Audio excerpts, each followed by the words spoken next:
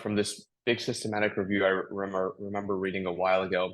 It's like a J-shaped curve with risk of injury. So if you do absolutely nothing, you have a high risk of issues. You're sedentary, you don't bring lubrication, blood flow to the knee joint, you have high risk of degenerative issues. You have no strength, and when you walk, you put so much stress on your joints because your muscles are not there. And then the more you use it, the less risk you have of degenerating the tissue. Hey, everybody, welcome back to the Show Up Fitness Podcast. Today we have the big hunk, Mr. Arash. Doc Arash is going to fix up the meniscus, and we're going to learn all about that for our fantasy football players. How are we doing, Doc? Good, good, doing well. Love the intro. And so, out of all of the prehab guys, Arash knows the most about football. So, if you ever need individual picks for games, right, you're the guy to go to. There's quite a lot I research and look up on my own time. Football is not one of those, unfortunately. But luckily, you will be able to educate us on JJ McCarthy, who just blew out his knee with the meniscus. And I just wanted to pick your brain on what is going on in there, because some people will play through it. Some people will wait until the season's over and get surgery. What's going on with the meniscus? Is this kind of a complicated joint, the knee, or what?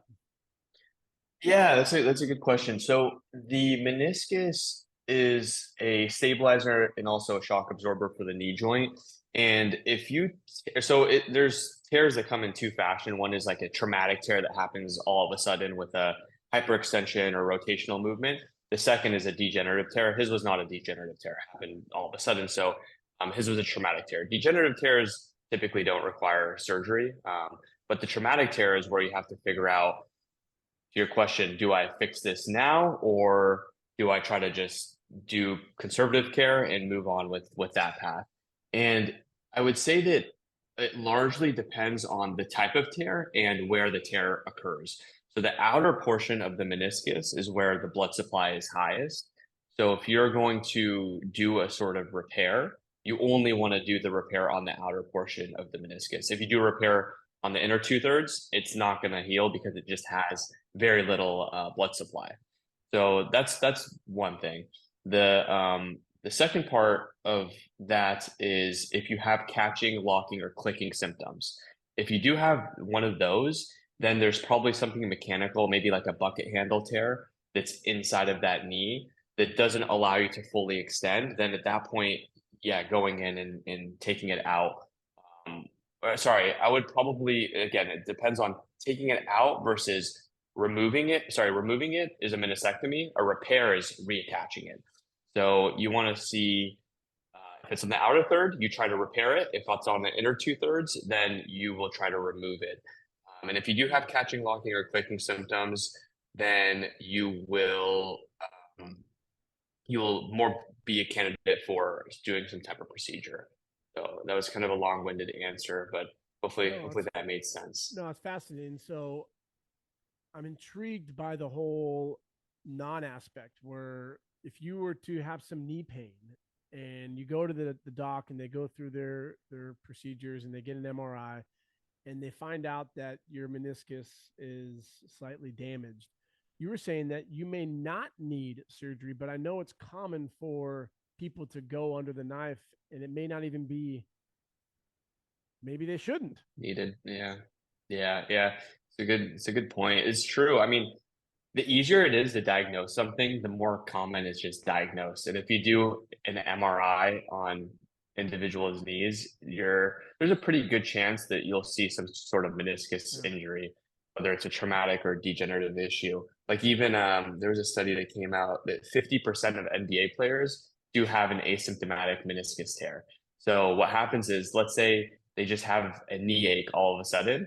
Uh, it's very easy to blame that meniscus when that Yeah. meniscus injury was there for maybe years beforehand without having any injury. So it's complicated because the clinical findings have to match the image. So like an meniscus injury usually has pain on like the joint tenderloin, right on the inside of that knee joint. There might be some swelling as well. But yeah, there's good prognosis if you don't have catching, locking, or clicking of the knee. There's good prognosis with just conservative care. getting that person back to playing the sport Hmm. with a meniscus injury. So I know I'm going to be my dumb self here. And so when the knees complicate, we got 14 muscles around there. We got bursa sacs, all this cool shit. When we talk about cartilage, are we specifically making reference to the menisci, or is there Oh more yeah, that goes into that? that's a good point. So the menisci is a fibrocartilage in between the femur and the tibia. The articular cartilage is what a lot of people think of with cartilage, which is the like if you open up like a chicken, you see that shiny outer portion of the leg. That's the articular cartilage. And when people think of arthritis, it's the articular cartilage that wears down, which is on the top part of the tibia or the bottom part of the femur to make that knee joint. And so the reason why the fibrocartilage, the meniscus, is so important is it decreases the amount of stress that you're placing on the articular cartilage. And that's why you want to be careful if you do get like a meniscectomy and you remove a big portion of the meniscus, Mm. you have less stability and less support of the meniscus. And that's why a lot of people are concerned that if you do too aggressive of a procedure there, you're going to get arthritis down the line because that shock absorber is being removed and you're going to put more stress on the articular cartilage.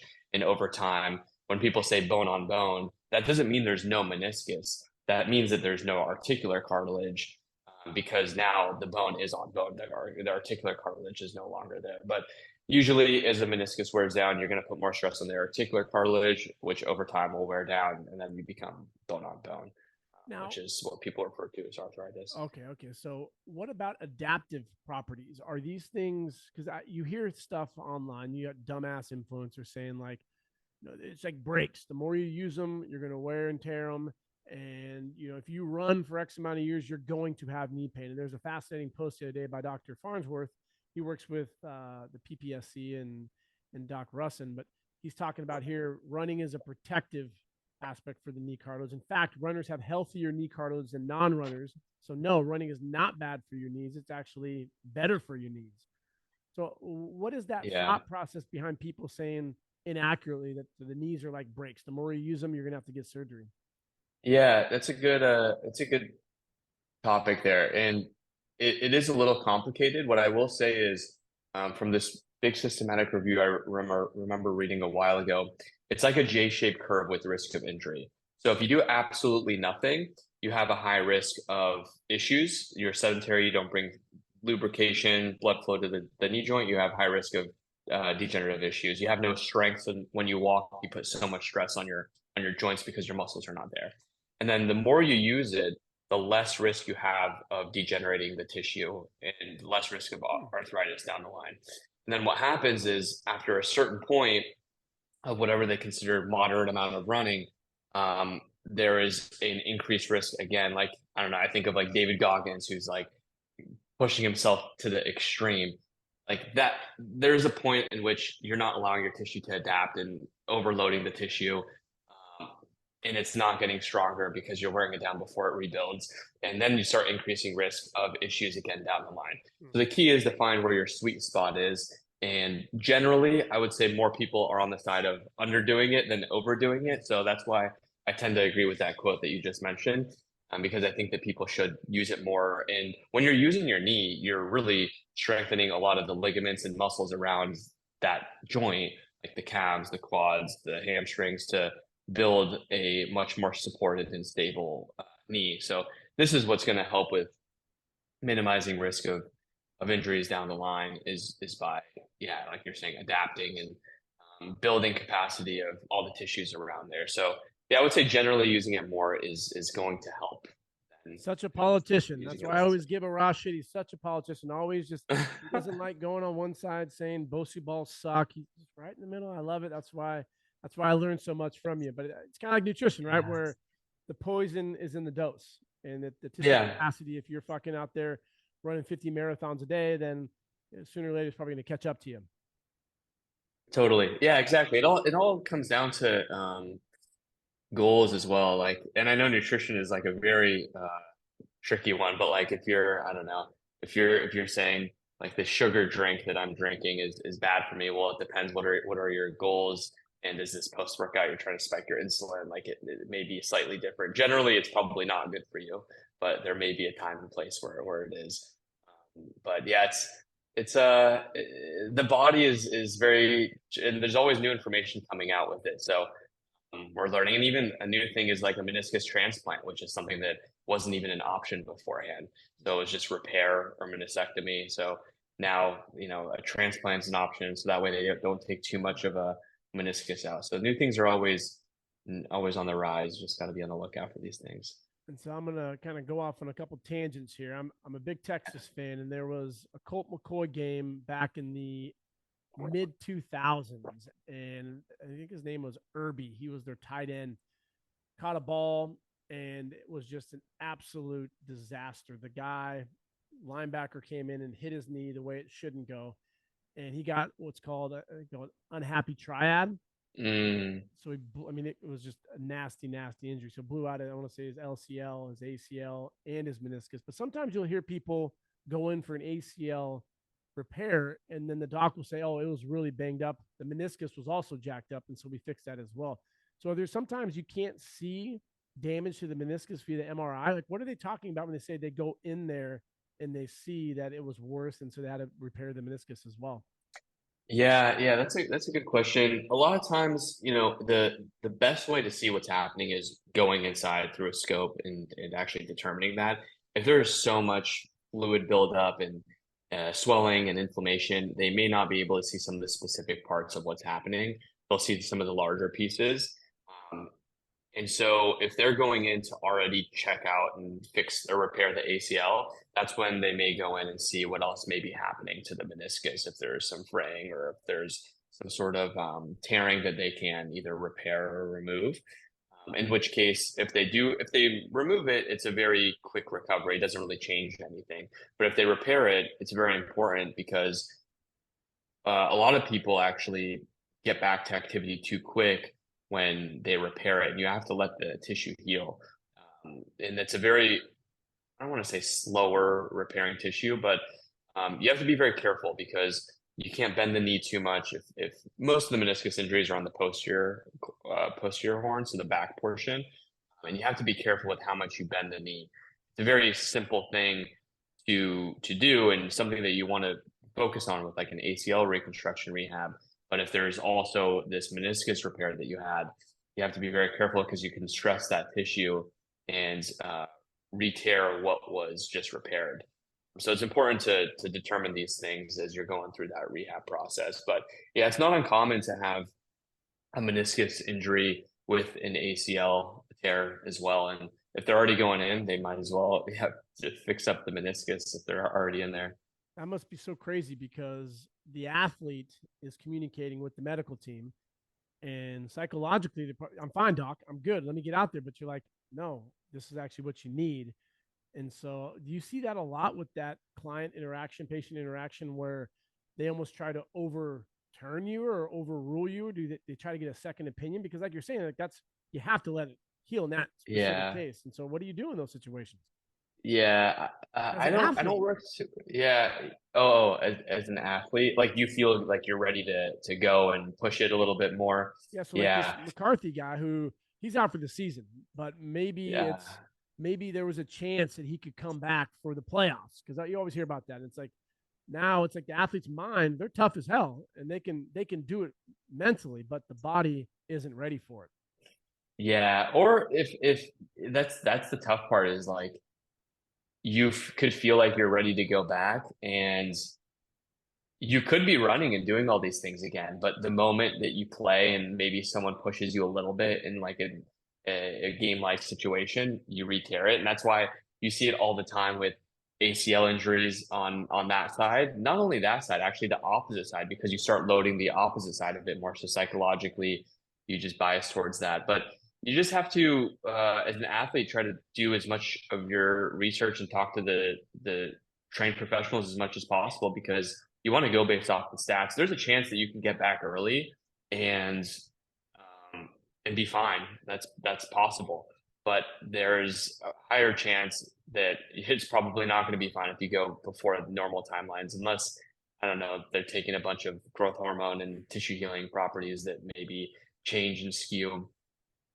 their recovery timeline. But generally, I think that it's important, and ultimately, from my experience working with some athletes that don't really want to listen to the tissue healing timelines, they're going to get back to doing what they want to if I didn't do a good job of educating them, um, because they just want to play, especially if they have a certain timeline that they're trying to play a college sport to go pro or high school to go to college that they're trying to show off for to go to the next level. So they may or may not listen at the end of the day, but I'm not sure exactly how pro sports works with how the decision making is fully made. So yeah, it's a team effort, and there's got to be a lot of educating along the way because if not, yeah, you can maybe he'll be back for a couple of games, but with a high risk of re-injuring it, and each re-injury is significantly worse. So Mm. you want to be careful of that.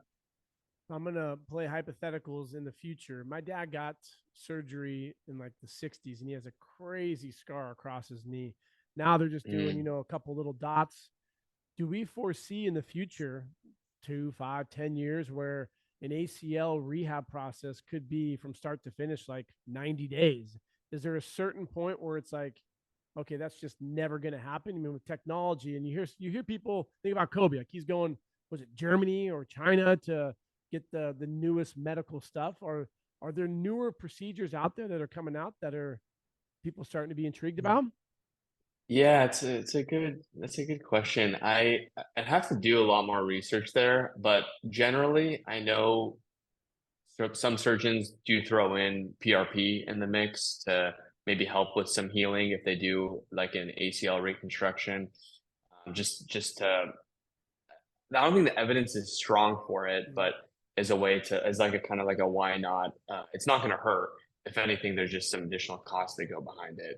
Stem cells is a whole area that's very new that is not fully understood yet, especially in the US. There's a lot of restrictions, so we can only Yeah. do so much of it here.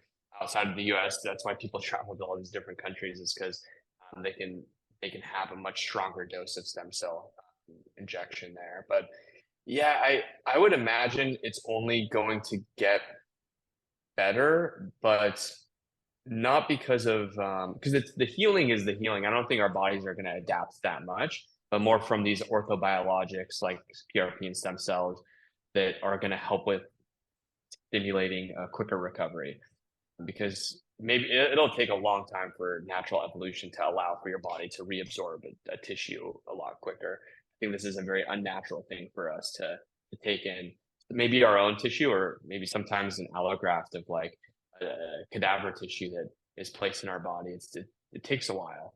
That's why with ACLs, you want to wait a long time, Mhm. typically at like 9 months to a year minimum to get back to sport. Yeah, that's interesting. Now, I don't know if you've heard of. There's actually a company that I don't know how they do it, but they freeze placentas, and that's like their Mm, whole thing. And so you're talking about the PRP, right? Is it PRP? PRP. A stem cell is usually more pulled from the placenta, I think. Okay. But Oh, okay. PRP I is got you. your own blood that I you got you. take Yep. and you centrifuge it Yeah. and re-inject it. So for maybe for the stem cells in the future, that could be something. Who knows? We're going to be playing with bionic knees and stuff. But for McCarthy, don't draft him because he is out for the season. And I like to quiz these awesome therapists on our picks because I have an addiction to gambling. So I'm going to see who's the best at picking the games, and then I'm going to be harassing him more. So we got the Lions at home against the Rams, Doc. Detroit -3.5. Who is going to win? uh, I'll go with I'll go with the Lions. Going with the Lions -3.5. I love it.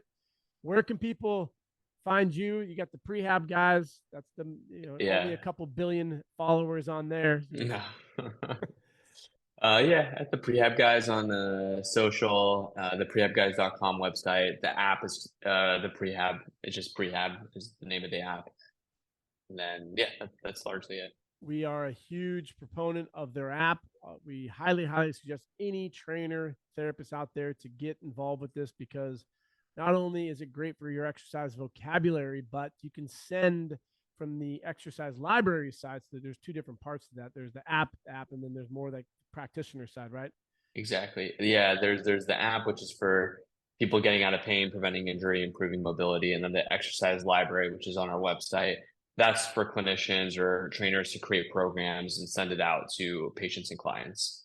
And we get a special little discount because my biceps are bigger than Doc's, and they give Sean a little Yeah. discount. So make sure to send us a DM on Instagram if you want both of those together. If you go just to their website and get the app, it's not the same. So the app is one thing, Yeah. also the exercise library. And so we can give you a little discount on that. So thank you for your time today, Doc. We got to get back to Equinox and get a session on. Last time he hit We do. 225 for 15 reps. I'm trying to just keep up with you. Yeah, we should. Thanks, Good Doc. chatting, Chris.